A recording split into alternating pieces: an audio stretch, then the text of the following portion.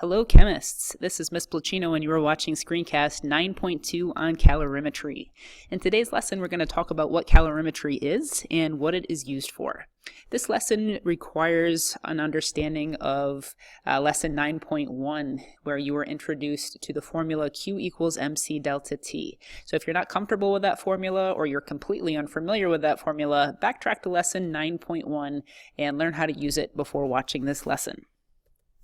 Before we talk about calorimetry, we need to square away some terminology. Specifically, we need to look at system and surroundings.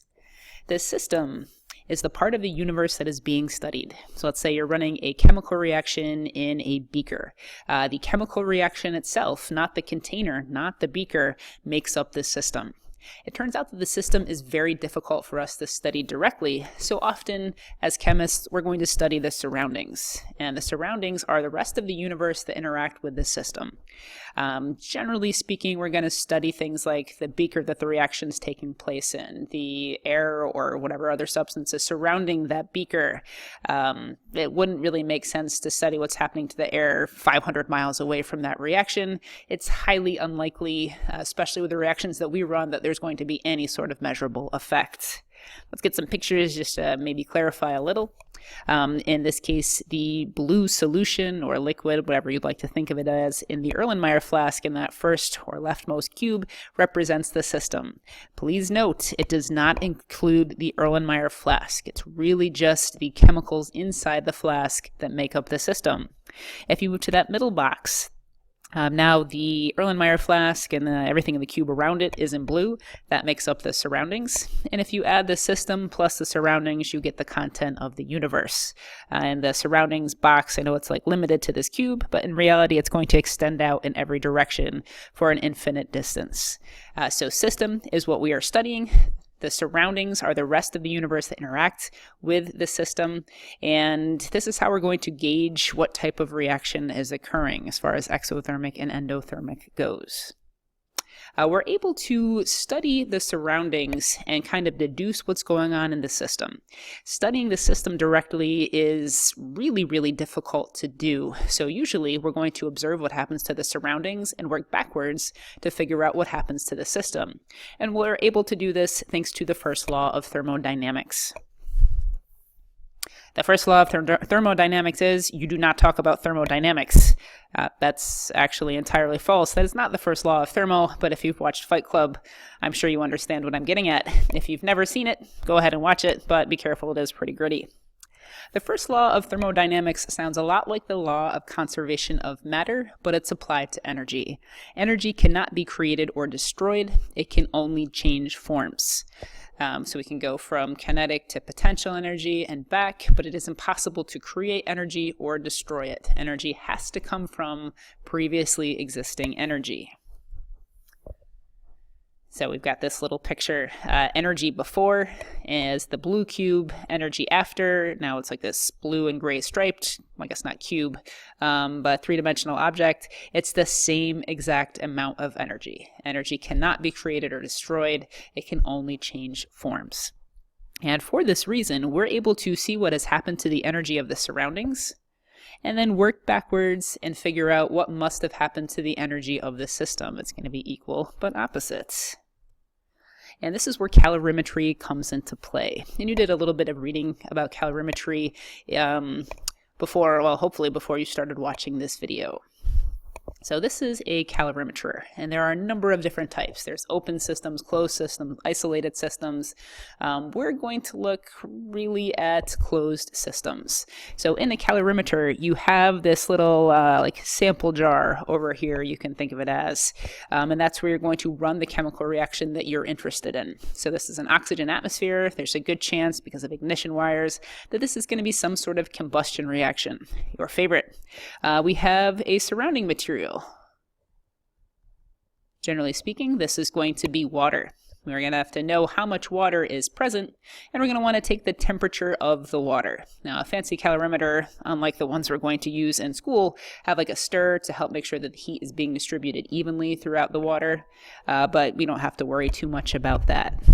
The way this works, you have your sample in the sample cup. You're going to use the ignition wire to essentially light your sample on fire.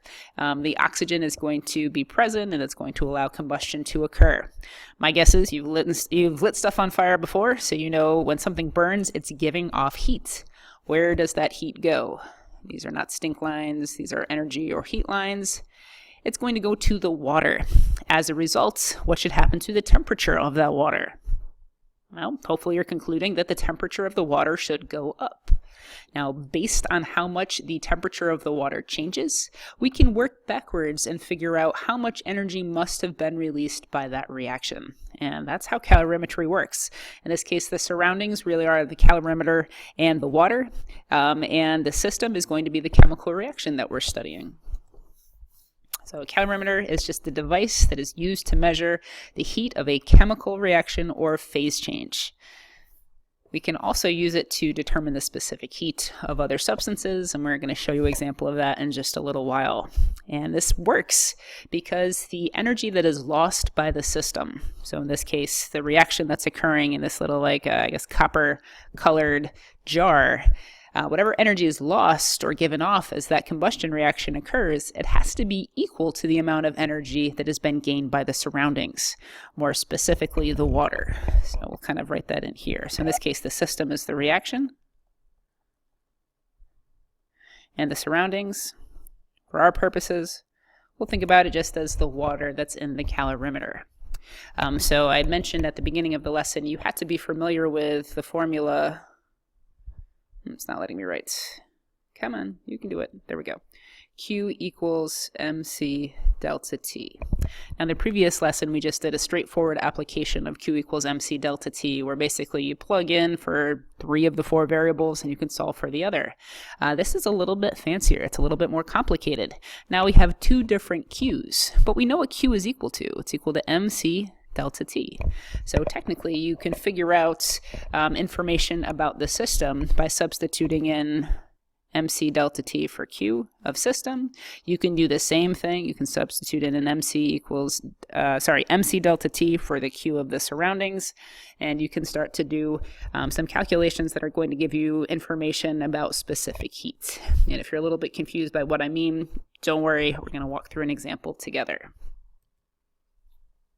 Now, just kind of to drive it home again, the energy lost by the reaction is going to be equal to the energy gained by the water. Okay, so this is the big question we're going to be trying to answer today. How can we determine the identity of a metal using calorimetry? Metals have different specific heat values. If you were to go and look up the specific heat of different elements, metallic elements, you're going to see that there are a range of different values. And for the most part, they're pretty much unique to a specific element.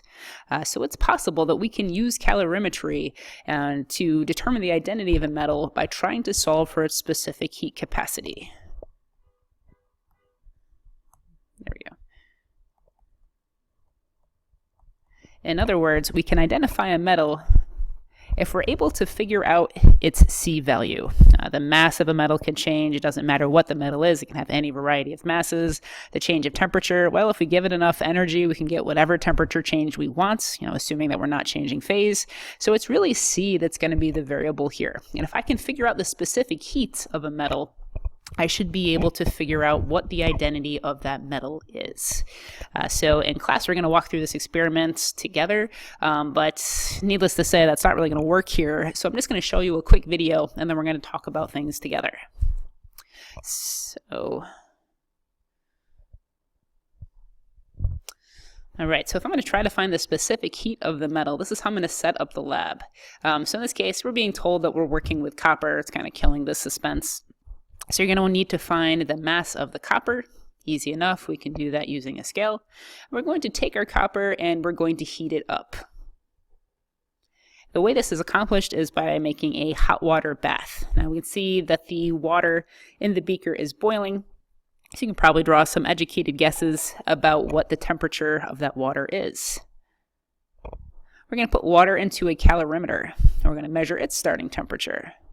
And that is really the whole setup. They're missing some pieces of data, but we'll talk about that. To conduct the experiment, you're just going to take your hot metal and put it in your room temperature water in the calorimeter. And what a fancy calorimeter it is. You're going to seal it off, hopefully making it a closed system. And we're going to monitor the temperature change. That is essentially the gist of it. So if you weren't in class for this demonstration, don't lose too much sleep over it. It's not super fascinating, but this is how it works. So I want to get to your notes for a second. Okay, so I'm in your workbook and you have kind of this blank table set up, and we're going to think about what data we need to collect in order to find the specific heat of a metal. And we need to keep in mind, this is a little bit smaller. Okay, yeah, sometimes it doesn't want to cooperate. That the energy that is lost by the metal is going to be equal to the energy that's gained by the surroundings, in this case the water and the calorimeter. So there are really a handful of different pieces of data we need to collect. Let's see, 1, 2, 3, 4, 5, 6, 7. Either pieces of data that we need to collect or constants that we need to know. Why don't you pause the video, take a minute, see what you can come up with. Think back to that demonstration in the video. What things do I need to record if I'm ultimately going to try to solve for the specific heat of the metal so that I can identify it?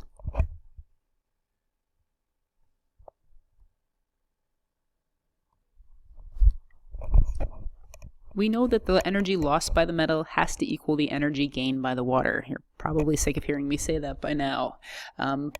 We can break it down even further.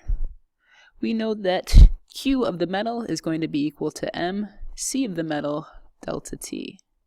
And we know that for water, the same thing holds true. MC delta T. We're trying to figure out the specific heat of the metal. That's the way that we're going to identify it. So if you look at the formula and you keep in mind that change in temperature is really equal to TF minus TI, that might shed some light on exactly what pieces of data we need to collect in order to get the specific heat of the metal. So let's just kind of make our way left to right across the equation. So the first thing I come up with is M. So I need to know the mass of the metal.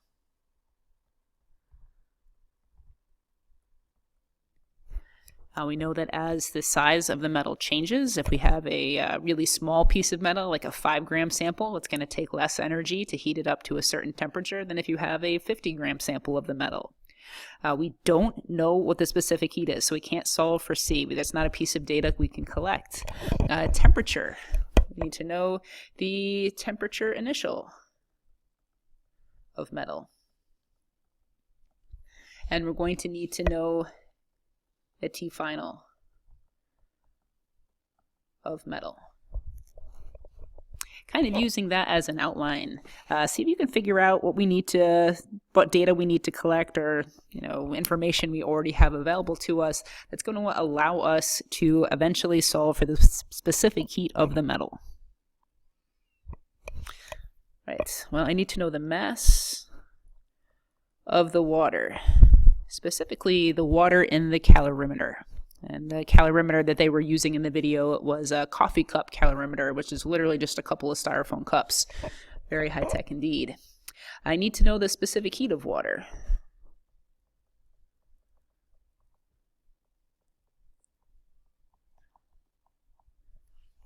That's a constant. I know that it is 4.18 joules per gram degree Celsius. And then I need to know information about the temperature. Let's get temperature initial of water and temperature final of water. And if you think about it, since the hot metal is going into the water that's in the calorimeter, eventually those two temperatures should be equal to one another. So what we would do is put the hot metal into the calorimeter, and we wait till the temperature reached its highest point. We would record that as the temperature final. So I'm going to give you some data so that we can work through this together. Let's say the mass of the metal, being stubborn, is 25.0 grams. We put it in a hot water bath that is at boiling. So the initial temperature of the metal is going to be equal to the boiling point of water. So that's going to be 100 degrees Celsius. I'm not going to worry too much about sig figs right here. The mass of the water that we'll use in this example, where did it go? Let's use 50 grams. Oops, sorry, I put that in the wrong space. The initial temperature of the water, we'll say, is 20 degrees Celsius. And after we conduct the experiment, we end up with a final temperature of both the metal and the water of 21.4 degrees Celsius. Let me erase some of this stuff over here. There we go. Now that I have all my data, it might be very obvious to you what you need to do. It might not, and if that's okay, and if that's the case, that's okay. Now I'm going to start plugging stuff in. I know the mass of my metal. In the interest of space, I'm going to be lazy about units. I don't know specific heat. I know my temperature change. Ooh, sorry. Uh-oh, we're being stubborn. All right, got that working again. Sorry. I know temperature change is temperature final. 21.4 minus temperature initial, 100. And then I've got information about water. I'm starting off with 50 grams of water. Pen is not working so hot right now. 50 grams of water. I know the specific heat of water, 4.18. I know temperature change is equal to final minus initial. I'll write this one out. So 21.4 minus 20, that's math I can handle in my head, 1.4 degrees Celsius. So this is a little bit more complicated than the Q equals MC delta T questions we were tackling yesterday, but it's the same general principle. You have more numbers to contend with, but you have just one variable that you're solving for. So pause the video, grind through the calculation. Don't be too concerned about significant figures. Let's just go to 3 sig figs for the sake of argument and consistency. Calculate the C value of this metal. Hopefully you've gotten a chance to try out the calculation on your own. And I'm coming up with a C that's equal to about 0.149 joules per gram degrees Celsius. So the specific heat of the metal, we'll put that down here, 0.149, and specific heat is more often than not in joules per gram degrees Celsius. We can talk about kind of unit derivation, doing simpler problems at another point in time. All right, next thing we have to do is figure out the identity of the metal. This is something that you would need a table so you can compare your results to actual data points. Here's what we've got. So if I look at my specific heat capacity, and again we calculated about 0.149, it looks like my best guess is that my unknown sample was lead. That's all there is to it. There are a couple of follow-up questions that show up in your workbook. Calculate your percent error. So we know that the actual value of the specific heat of lead is about 0.129 joules per gram degree Celsius. We know what we came up with, so you can use the percent error formula. So we didn't have a 100%, we didn't have a 0% error. So where could energy be lost or gained? And what effect does the system not being closed have on the data? Explain your answer. So these last 2 questions give you a little bit to think about as far as the setup is concerned and what's actually going on. In this case, it looks like, specific heat was higher than it should be, that we somehow gained energy or created energy, and we definitely know that's not the case thanks to the first law of thermodynamics. All right, there are more practice problems in the workbook giving you a chance to use that negative Q of the system is equal to positive Q of the surroundings. These are not super complicated, but they can be tricky as far as trying to get all of your data in the right place and using your calculator correctly. So definitely get some extra repetition in. Think about these follow-up questions to the, virtual experiment that we did. And yeah, keep plugging away. We'll be building on these concepts in future lessons. Thanks for tuning in, and I hope you found this helpful.